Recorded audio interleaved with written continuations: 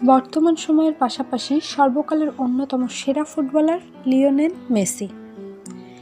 একটি হতদরিদ্র পরিবারে জন্ম হয়েছিল তার। 4 ভাই বোনের মধ্যে তিনি ছিলেন সবথেকে ছোট। ছোটকাল থেকেই তার শরীরে হরমোনের অভাব থাকার কারণে ডাক্তাররা বলেছিল তার বড় হওয়ার সম্ভাবনা নেই। তার পরিবারের আর্থিক অবস্থা ভালো না থাকার কারণে তার পেছনে কোটি কোটি ডলার খরচ করা সম্ভব ছিল না। ছোটকালের সেই ছেলেটার আজকের পরিচয় বিশ্ব ফুটবলের এক জাদুকর, সত্যিকারের কিংবদন্তি লিওনেল মেসি, যার নামের পাশে কমতি নেই কোনো অর্জনেরই। তবে মেসি আদৌ লোকের দুয়ো শুনেন? আর্জেন্টিনার জার্সি গায়ে বিশ্বকাপ কিংবা কোনো মেজর টুর্নামেন্ট জিততে না পারার কারণে, যাই হোক, বড় হতে না পারার সম্ভাবনা থেকেই কিভাবে হয়ে গেলেন ফুটবল বিশ্বের রাজা? আমাদের এই ভিডিওতে থাকছে ফুটবল বিশ্বের রাজা লিওনেল মেসির জীবনের নানা তথ্য।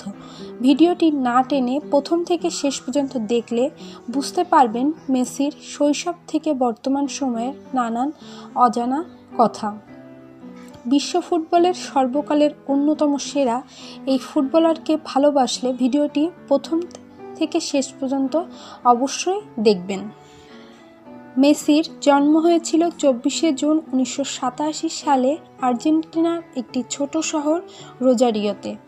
সেই হিসেবে তার বর্তমান বয়স 32। তার পিতার নাম জর্জ মেসি, তিনি একজন ফ্যাক্টরি ওয়ার্কার। তার মায়ের নাম সেলিয়া মারিয়া, তিনিও একজন ফ্যাক্টরি ওয়ার্কার, কিন্তু অনেকে বলে সে ছিলেন গৃহপরিচারিকা। তার পৈতৃক পরিবারের আদি অবস্থান ছিল ইতালির আকুয়ানা শহরে। তার পূর্বপুরুষদের একজন অ্যাঞ্জেলা মেসি 1883 সালে সেখান থেকে আর্জেন্টিনায় চলে আসে। মেসির বড় 2 ভাই এবং ছোট বোন রয়েছেন। বড় 2 ভাই রদ্রিগো ও মাতিয়াস এবং ছোট বোনের নাম মারিয়া সল। মেসি পরিবারের সব ভাই বোনের ছোট হওয়ায় তার প্রতি ভালোবাসার কমতি ছিল না। মেসিকে সবচেয়ে বেশি ভালোবাসত তার নানি, এবং ওই সময় ডিয়াগো ম্যারাডোনা দেশকে ওয়ার্ল্ড কাপ জিতিয়ে আর্জেন্টিনার জাতীয় নায়ক হয়েছিলেন, এবং পুরো দেশের সবাই ম্যারাডোনার মতো ফুটবল হওয়ার স্বপ্ন দেখছিলেন। তেমনি মেসিও স্বপ্ন দেখছিল ফুটবল হওয়ার। তার এই স্বপ্নের কথা তার নানিকে জানিয়েছিলেন। তার নানি তাকে মাঠে খেলতে নিয়ে যেত। তখন তার বয়স মাত্র 4। তার এই খেলার প্রতি আগ্রহ দেখে তার নানি তার বাবা মাকে বলে ফুটবল খেলার সরঞ্জাম আনিয়ে দেয়, এবং তার নানির বিশ্বাস ছিল এই ছোট্ট ছেলে একদিন বড় ফুটবলার হবে।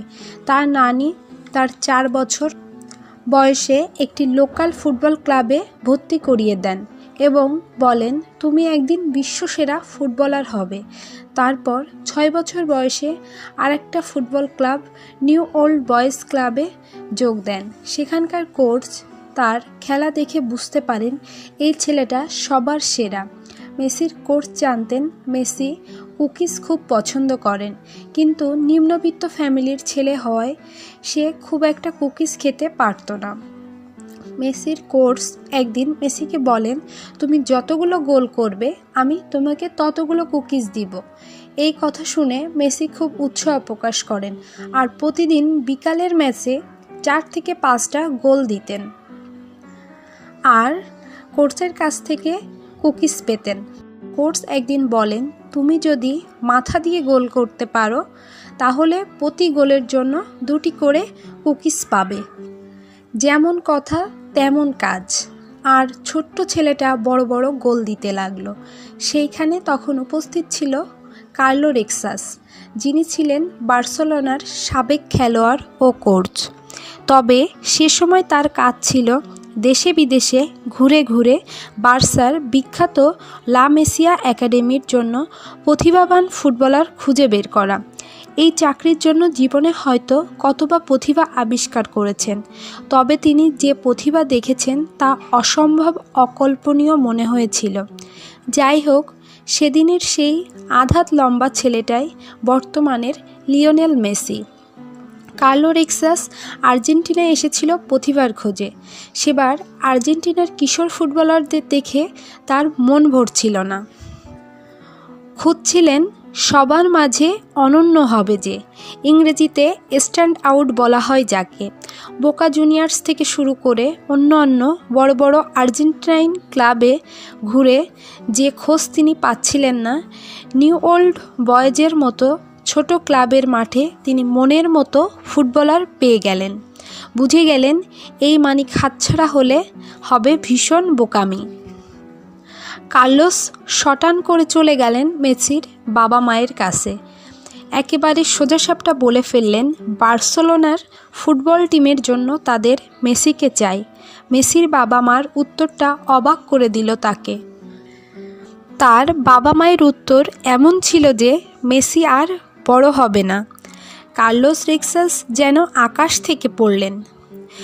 মেসির বাবা তাকে এ বিষয়ে খুলে বললেন, মেসির একটি বিরল সমস্যা আছে, তার গ্রোথ হরমোনের বড় একটি ঘাটতি আছে। এই হরমোনের ঘাটতির জন্য যে আর বড় হতে পারবে না। তার বাবা মা তাকে ডাক্তার দেখিয়েছেন এবং এই সমস্যার সমাধানও পেয়েছেন, কিন্তু নিম্ন মধ্যবিত্ত দম্পতির পক্ষে প্রতি মাসে $100 খরচ করে ডাক্তার দেখানো অসম্ভব। এসব কিছু জেনে হতাশ হলেন কার্লোস। তবে হতাশ হলেও হাল ছাড়লেন না কার্লোস। মানুষটা হার মানতে জানেন না। সেবারের মতো ফিরে গেলেন তিনি বার্সেলোনায়। সাথে নিয়ে গেলেন ছোট্ট মেসির পায়ের অস্বাভাবিক জাদুর স্মৃতি। শুধু ফিরলেনই না, বার্সা বোর্ডকে রাজিও করালেন মেসির হরমোনের চিকিৎসা নিশ্চিত করার জন্য। সময়টা 21 শতাব্দীর প্রথম বছর, 2000 সাল। বার্সা সেটা মেনে নিল। তবে আর একটা সমস্যা ছিল, মেসি বাবা মাকে ছাড়া কিভাবে থাকবে। এটারও সমাধান হলো, তারা চলে এলেন স্পেনে। তারা ছোট্ট একটা বাসা ভাড়া করে এখানে থাকতে লাগলেন। সময়ের সাথে সাথে নিজেকে গড়ে তুলে মেসি 2000 থেকে 2003 সাল পর্যন্ত বার্সেলোনার যুব একাডেমির ইনফান্তিল বি, কাদেতে বি এবং কাদেতে এ দলে খেলেছেন। কাদেতে এ দলে খেলার সময় 30 খেলায় 37 গোল করেন। 2003 সালে অর্থনৈতিক সীমাবদ্ধতার কারণে তাকে প্রায় ছেড়ে দেয়া হয়েছিল, কিন্তু যুব দলের প্রশিক্ষণ কর্মীদের জোরাজুরিতে ব্যবস্থাপনা পরিষদ তাকে দলে রেখে দিয়েছিলেন। 2003-04 মৌসুমে মেসি 5টি আলাদা দলে খেলেন, যা একটি রেকর্ড। তিনি হুবেনহিল বি দলে খেলে 1টি গোল করেন এবং হুবেনহিল এ দলে খেলার সুযোগ পান। সেখানে তিনি 14 খেলায় 21টি গোল করেন। 2003 সালের 29 নভেম্বর বার্সেলোনা সি দলে এবং 2004 সালের 6 মার্চ বার্সেলোনা বি দলে তার অভিষেক হয়। ওই মৌসুমে তিনি উভয় দলের হয়ে খেলেন। বি দলে তার গোল সংখ্যা ছিল 10 খেলায় 5 গোল আর এ দলের 5 খেলায় 0। 2005 সালের 16 সেপ্টেম্বর দ্বিতীয়বারের মতো বার্সেলোনা মেসির সাথে তাদের চুক্তি নবায়ন করেন। এ সময় মূল দলের খেলোয়াড় হিসেবে মেসির পারিশ্রমিক বাড়ানো হয় এবং চুক্তির মেয়াদ বাড়িয়ে 2014 সাল পর্যন্ত করা হয়। মেসি 2006-07 মৌসুমে বিখ্যাত ফুটবলার দিয়াগো ম্যারাডোনার বিখ্যাত কিছু গোলের পুনরাবৃত্তি ঘটান এবং নিজেকে নতুন ম্যারাডোনা হিসেবে প্রকাশ করেন। 2007 সালের 18 এপ্রিল কোপা দেল রের সেমিফাইনালে কেতাপের বিপক্ষে জোড়া গোল করেন, যার মধ্যে একটি গোল ছিল ম্যারাডোনার 1986 বিশ্বকাপের কোয়ার্টার ফাইনালে ইংল্যান্ডের বিপক্ষে করা দ্বিতীয় গোলটির মতো। যে গোলটি শতাব্দীর সেরা গোল হিসেবে খ্যাত। বিশ্বের ক্রীড়া মাধ্যম মেসিকে ম্যারাডোনার সাথে তুলনা করতে শুরু করে এবং স্পেনীয় সংবাদ মাধ্যম তাকে মেসিডোনা উপাধিতে ভূষিত করেন।